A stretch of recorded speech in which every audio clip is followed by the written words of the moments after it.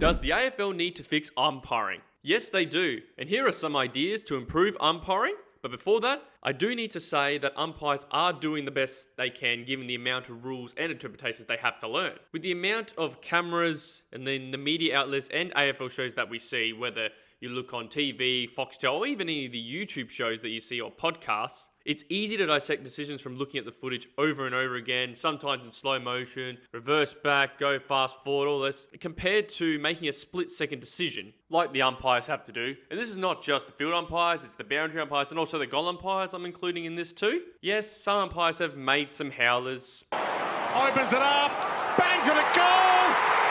He's got it! One for the ages, no! This one's really interesting. For me, this is a throw-in. So Bailey Dale has every right.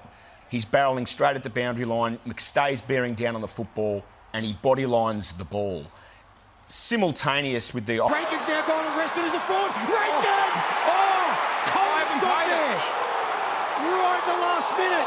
But this sport is hard to officiate, and adding new rules and interpretations just makes it more difficult for the umpires to learn more of these rules and the interpretations, and especially the AFL sometimes cracking on some particular rules for the round, which makes it even harder for umpires because they really should be focusing on all rules equally. So the first thing I would do to fix the umpiring is make the umpires work full-time. It's actually crazy to think that in 2025, and with the amount of money the AFL has got, the AFL umpires are still working part-time. I think this is a great opportunity for the AFL to invest in making umpires go full-time so they can focus on their umpiring craft, nailing the rules, interpretations, and something as simple as working more hours on training and just learning a bit more of the rules and actually just getting that bit more experience of doing that training could be the difference in reducing these bad decisions. The second thing I would do to fix the umpiring is get the umpires to officiate games with the same fellow umpires. I think it's crazy to think that some umpires do not work with the same group every week.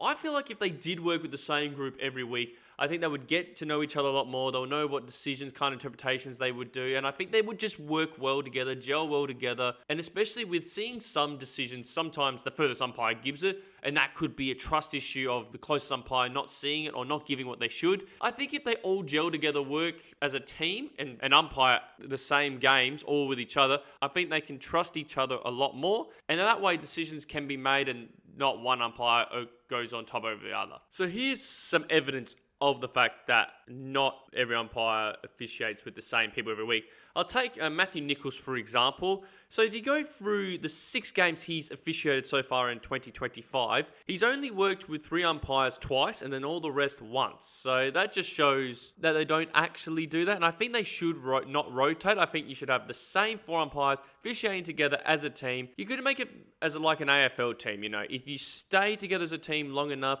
you get to know each other's styles and the way they officiate themselves. So I think it would actually benefit the umpiring that all 4, the umpires, would all stick together as one team for the whole season. Number 3, and I think this is quite a big one, is change the amount of umpires from 4 umpires down to 3. The main reason why I believe they should get rid of 4 umpires is because you've got 4 different umpires with 4 different interpretations and different opinions of the rules. Some might be more lenient, some might be more strict with some of the rules. It's understandable that the players and the coaches and the fans actually get confused why one decision is made, but then another umpire can't make that same decision. So you wonder why the confusion is there all around the AFL. If they reduce this to, say, 3, back to what it was, or even 2, which I believe they should go to 2, it's going to be less different interpretation, which means it's going to be more consistent with everything as well. My reasoning for 2 is because of that. You got 2 umpires, and you know what? They're fit enough now to run around and go, one takes one half of the ground, the other umpire takes the other ground. And you know what? If they miss some decisions and there's 2 umpires, so be it. The players and the coaches and the fans will not care because they'll understand there's 2 umpires. Sometimes they're not going to see everything. Sometimes they're not going to make the best decisions. But at least they know there's only 2 umpires, and if they work well together, they have similar interpretations. There shouldn't be a reason that it would be inconsistent. So I believe that should be the case. I think they should change it to 2. But I feel like if they're going to change it, they will change the 3, which can work as well. You have one in the center, one in the 50, and then one in the other 50 as well. The thing with 4 umpires is that it is a bit tricky when it gets to a particular position on the ground, who takes what, because you've got 4 umpires. As I said, you get one in the defensive 50, one in the forward 50, and then one in the center square area. Where's the other umpire going to go? Kind of roams around a bit. So it's kind of a bit tricky of like which umpire actually officiates which part of the area. So that's where it can be a bit tricky for the 4 umpires. Number 4, revamp the holding the ball rule. This has been quite a big issue across fans and even some of the players and coaches. Whereas one on the ball is given, whereas something similar happens maybe 10 minutes later, doesn't get given for the other team.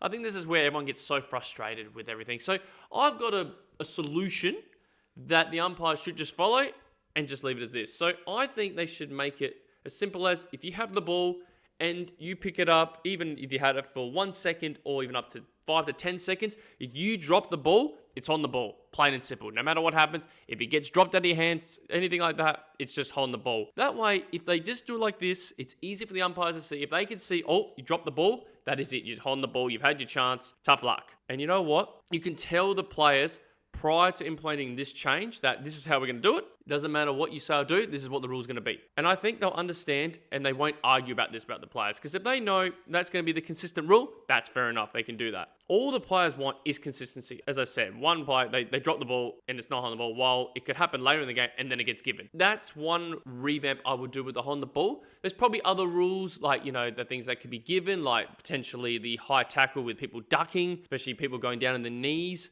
Could be another one, and people diving their head first into the other player to pick up the ball. There's a few things that can definitely change, but I think definitely this holding the ball rule is definitely one they need to revamp. The next thing I would do to improve AFL umpiring is to add the last touch rule. For people who don't know this rule, this is actually implemented in the sample. So basically it is what it says. If you kick or handball, you're the last person to do that and it goes over the boundary line, that gives the opposition team the ball. And I think this is a great rule to use, as players will actually do their best to try and keep the ball in. Instead of the AFL these days, I know they do the deliberate out of bounds, but normally when they're like close to the boundary line, they'll pick up the ball and kind of disguise it and run over the line. Whereas with the last touch rule, you can't have that because they will give that deliberate and will go to the opposition. This can also benefit the game actually, as it creates less stoppages, which means the play can keep flowing a bit more. Obviously won't be as much stop-start, which can be a criticism from the AFL fans. So that's one thing. And also, it actually has less time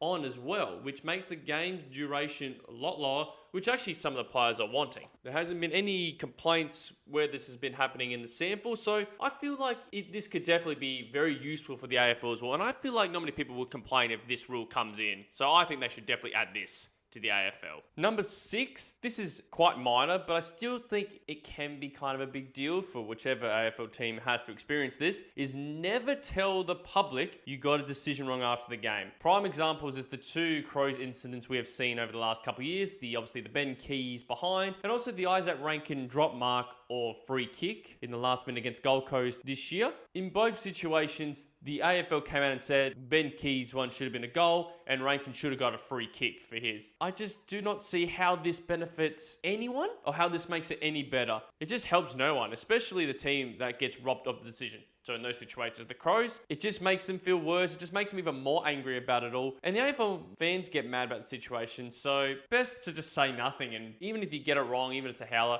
just don't say anything and just move on from it. And the last thing I would say is your AFL umpire feedback. Comment down below what you would fix with the umpiring and what improvements would you make. I'd be curious about what all of you would think about the umpiring and what changes that we should be making to make the umpiring a lot better. If you enjoy this content, please give it a like and subscribe for more of this. And if you want more of the opinion pieces like this, more than happy to do this kind of content. It is quite fun to do. Thanks for watching, and if you want to see some more content, how about this video over here? This is where I simulated the 2025 season to see who won the flag and see who made the top 8.